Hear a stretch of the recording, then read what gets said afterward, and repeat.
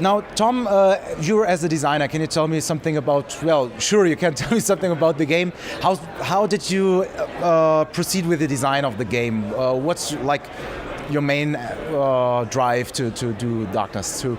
Yeah, great question. So when we were making Darkness 2, initially, we basically played the first game quite a few times. We read all the comic books and talked to the author of the first game in the comic books, Paul Jenkins, and talked to him about story quite a lot.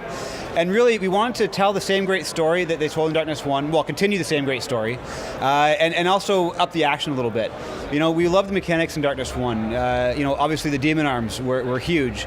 And we thought, you know, let's bring the demon arms out and use those all the time, make those critical to the game. And that's where our quad wielding system came from. And it really created this really fast-paced action game where, you know, you're rushing towards enemies and you're slashing them with one demon arm, you're grabbing objects in the environment with another demon arm, throwing them at enemies, grabbing enemies, executing them with your demon arms. You know, it's all about the demon arms and how they combine with the guns to create quad wielding and to create some really awesome combat. So that was really the foundation of the game. And we just built everything else around that to support that. So our Darkness powers support this kind of combat. So a good example is our gun channeling that allows you to channel darkness into your guns, giving you really increased damage and infinite ammo for a short time. So you can just, you know, pull out 2 submachine guns, activate gun channeling, and basically hold the triggers down and just mow through groups of enemies all at once, and they just all explode in showers of blood. And you know, it's great. The Darkness has been such a fun franchise to work with, because, you know, Jackie's such a violent guy and he uses all his powers in really cool ways in the comic books, so we've got a lot of inspiration from that when we're creating our powers and our abilities. Now, during the design process, did you also listen to the community, what they wanted for the sequel? Yeah, we did. We read a lot of feedback from the first game about what players liked and what they didn't like. You know, so everyone loved the darkness powers and the black hole, and they really enjoyed, you know, shooting lights out and controlling the environment that way. And of course, they loved the story. They loved those moments with Jenny.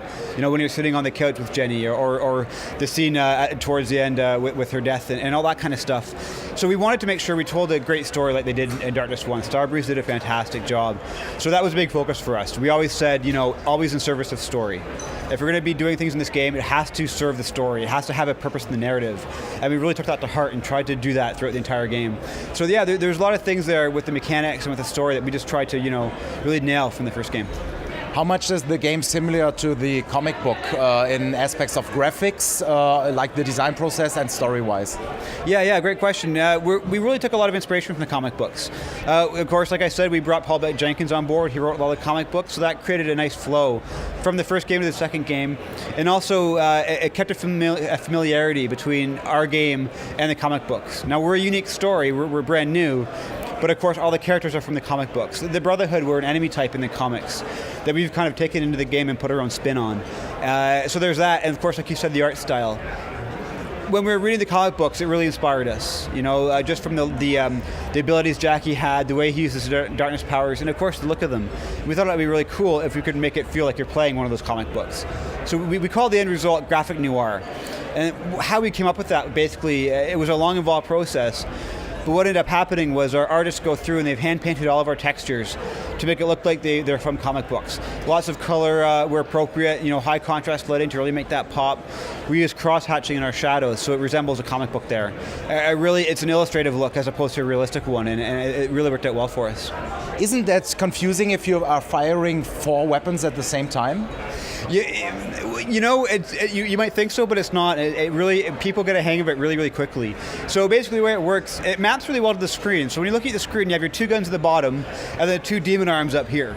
And that maps the controller. So to fire your right gun, you use the right trigger at the bottom. Left gun's the left trigger at the bottom. Like most other games that do dual wielding, it works the same way. The demon heads that are up here, you use the bumpers for that. So the right bumper is the right demon arm, the left bumper controls the left demon arm. So it maps really well to what you want to do on screen. And players seem to get a hold of it really quickly, and we've seen people do some amazing things. You know, I can grab a car door as I slash someone else, use the car door as a shield, shoot my guns through it, and when I'm done with it, I tap the left bumper again to throw that car door to slice an enemy in half.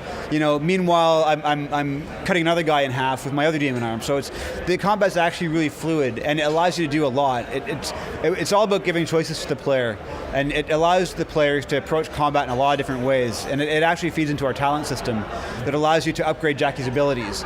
So you can really customize Jackie to support the way you want to play the game. And so we've seen players really approach combat and play through the game in a lot of different cool ways. Are there plans for multiplayer? I can't comment on that. Okay. Now, on which consoles you're coming out?